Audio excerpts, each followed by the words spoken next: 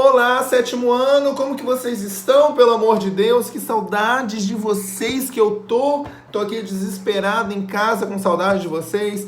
Eu gostaria muito que esse sentimento fosse recíproco, hein? Que vocês também sentissem saudades de mim, tá? Eu tô aqui preocupado com vocês, eu quero que vocês cuidem da sua saúde, que vocês se preocupem com as pessoas que estão próximas de vocês, que lavem bem as mãos, que a gente vai voltar para a sala de aula, olha, muito melhor do que a gente saiu. Tá bom? No primeiro livro, na unidade 1, a gente estudou muito sobre mito, sobre lenda. Quem lembra aí de Orfeu? Quem lembra aí de Eurídice? Quem lembra aí da Medusa, da lenda do Saci, das lendas urbanas que a gente comentou em sala e vocês me contaram vários casos maravilhosos? Quem lembra disso tudo? Pois é. Agora, na segunda unidade, a gente não vai falar mais, por enquanto, tá, sobre as lendas e os mitos. A gente vai falar de um outro gênero textual, que é a crônica.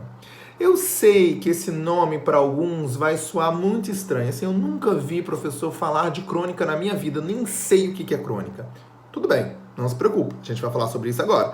Mas para outras pessoas, eu acho que alguns alunos já encontraram, já leram, já viram, já estudaram o que é uma crônica e talvez já até saibam o que é uma crônica.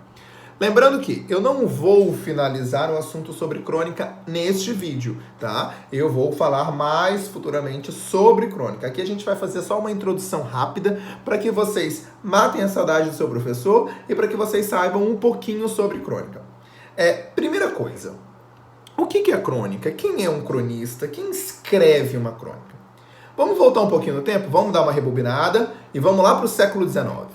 No século XIX, existia um movimento literário chamado romantismo no Brasil. Romantismo, ele publicava muita literatura em folhetins, em revistas. Então, por exemplo, eu escrevi o primeiro capítulo hoje, esse aqui é meu primeiro capítulo. Publicava nessa semana. Na semana que vem, eu publicava o segundo capítulo. Na outra semana, eu publicava o meu terceiro capítulo. E isso ia incentivando o leitor a consumir essa literatura. Ele ficava ansioso. É bem parecido com o que as séries americanas fazem hoje em dia. Eles deixam um gancho no final do episódio para que você fique com muita vontade de assistir o próximo episódio. Você fique desesperado, falando, meu Deus do céu, eu preciso assistir o próximo episódio. Era mais ou menos isso que a literatura fazia. Então, repara.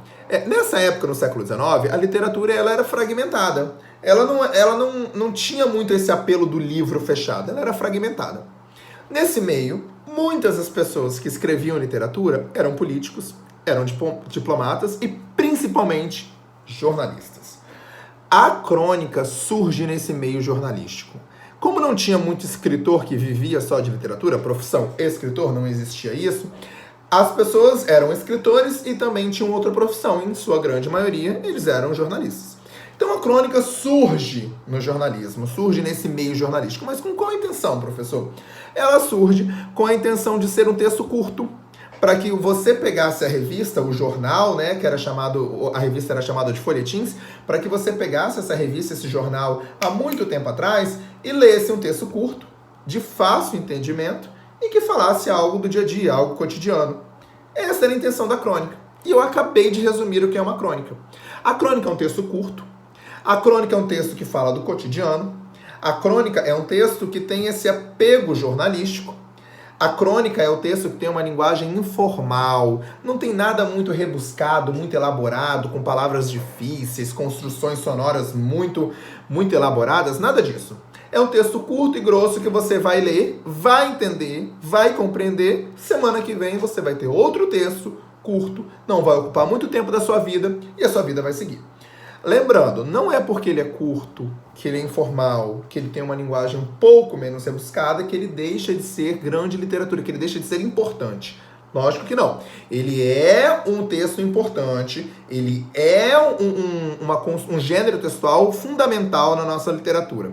Não devemos menosprezá-los, mas estou dizendo que ele tem a intenção de contar algo sobre o dia a dia. Por exemplo, um pneu furou, o nariz de alguém, o elevador, alguma situação assim poderia se tornar uma crônica, tá? Algo que acontece no dia a dia de todo mundo, uma ida ao trabalho, uma ida à escola, um recreio, isso tudo pode se tornar uma crônica.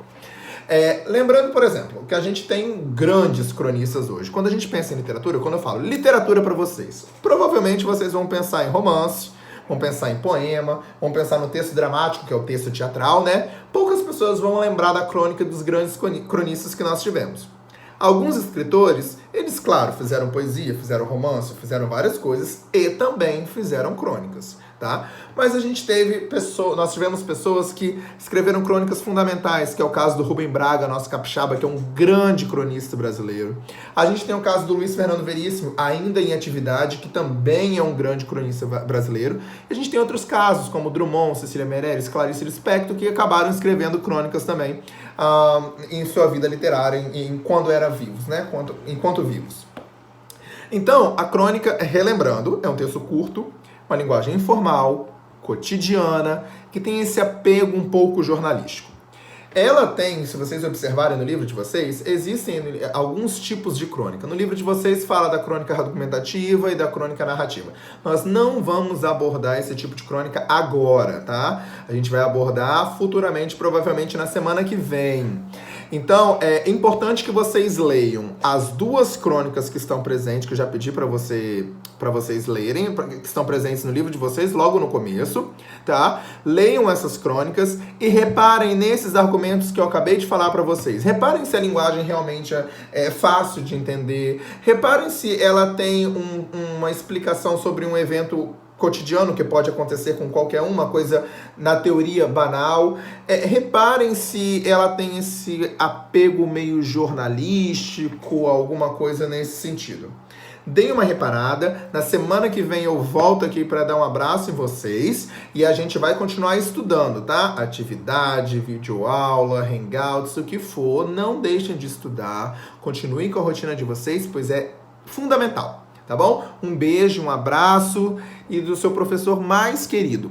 Beijo!